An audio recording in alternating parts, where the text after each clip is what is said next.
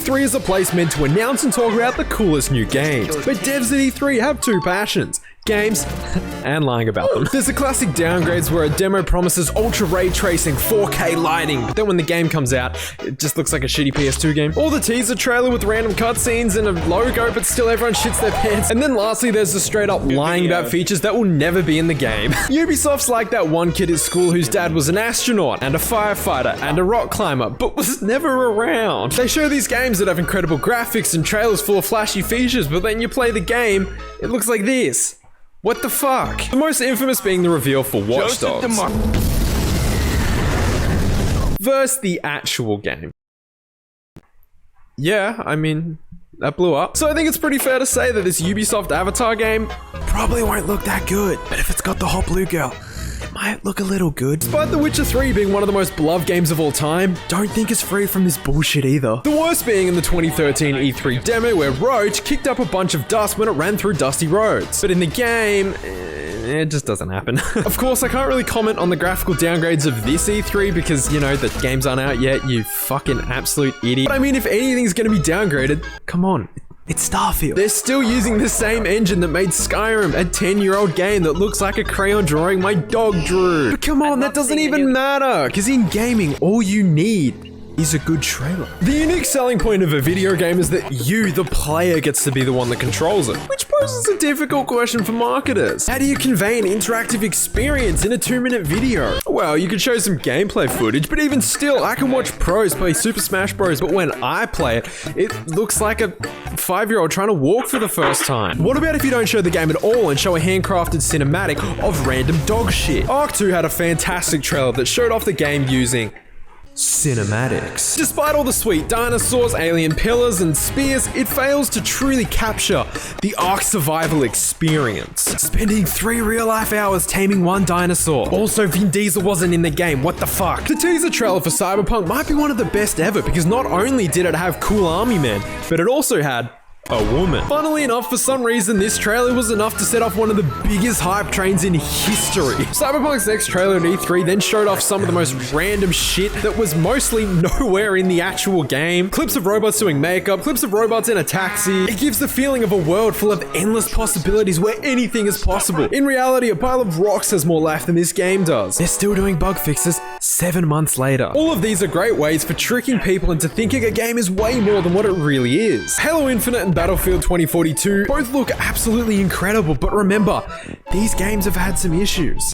Like this. And this.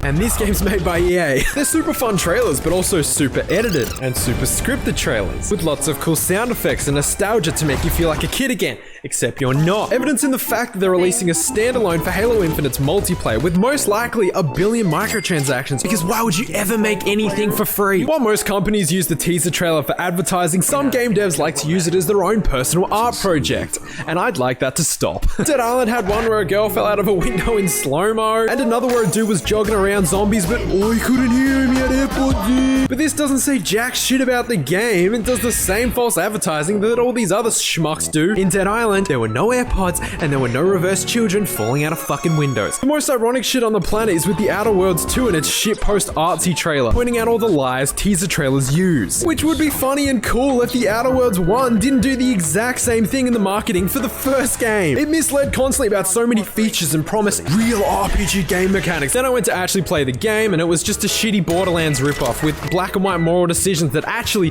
had no effect on the real game. But yay, they made a funny trailer. Let's just ignore all of that other shit. This is probably the worst case of manipulation because it's pretending like the game devs are on our side. Which if it was made by random indie devs, I mean that might make sense, but it's made by someone who 1 game ago lied about a shit ton of features. Also segue. The worst part is this works. Again and again, companies lie through their teeth about literally anything to drum up hype, get a fuckload of sales, then everyone gets mad they were lied to, and then the game devs are like, oh sorry, we're gonna include a bunch of new free DLC, and we're gonna fix the game, we're gonna patch it, it's gonna be amazing. And then everyone just forgives and forgets, and now we have 15 Call of Duties. In psychology, this is called the honeymoon stage of the cycle of abuse. Yep, we're going there. When something wrongs you badly, but then quickly turns around and rewards you or love bombs you, despite the wrongdoings, the victim actually becomes way more hopeful of the relationship. This cycle is incredibly hard to break because of this.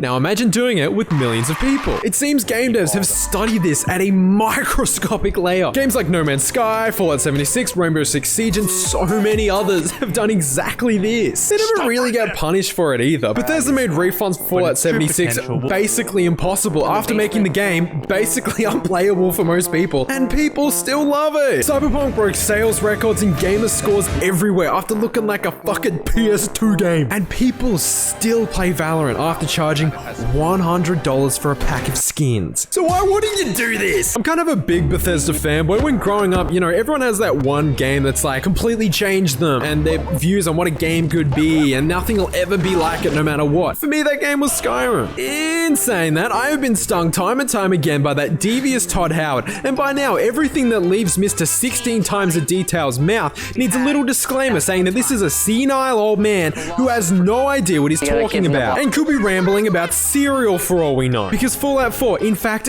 did not just work. Skyrim, in fact, did not have infinite quests. And Fallout 76, in fact, did not have 16 times the detail. So when I see this, I see a tiny little red flag. Coming up with an idea and sitting on it for 25 years doesn't count as work, Mr. 16 times the detail. At most, this is a massive lie, and at least this is a gross overstatement. Okay, so what other grand claims have been made at this year's E3? Halo Infinite is promising the most, considering its development has been troubled, and considering Halo in the last few years has also been troubled. This is like all those scientists ignoring the warning signs at the Chernobyl power plant. They're really making sure to ham up the nostalgia this time, hoping you forget about how fucked the last 3 Halos have been. When Halo 5 was so overbearing with its shitty microtransactions, and the Halo Master Chief Collection was just absolutely dog shit. Forget all about that, it's back to the good old days. Look, he said bank shot, it's got Banshees and it's Halo. You love Halo! Buy the fucking game! Wait a damn minute, is this yet another example of game devs and the cycle of abuse? Game devs continue to overpromise, underdeliver, say sorry, only to do the exact same thing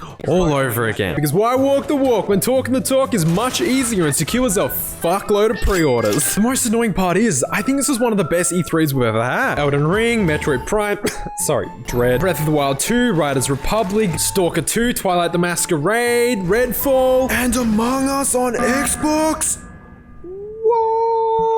Even Halo offering a free multiplayer is great, and I'll definitely get it, even if it's garbage, because free garbage is better than no garbage, which makes all the manipulation so frustrating, especially when there's so many great deals like the Xbox Game Pass, which offers all of these games for $15 a month. This is the best thing ever for games, and all we're talking about is Among Us for Xbox. Basically, just be careful how marketing manipulates you, because it's their job. Just like it's my job to tell you to watch this next video. It has 4 times the jokes, 3.8 times the information, and is all around a way better experience. We've expanded on all the features in this video, and it's gonna be so much better. Just fucking watch it. It's gonna be so good. You don't even understand it. If you watch it now, you get a free comment and a free like. You can even get pinned. They'll pin the fucking comment. Wow!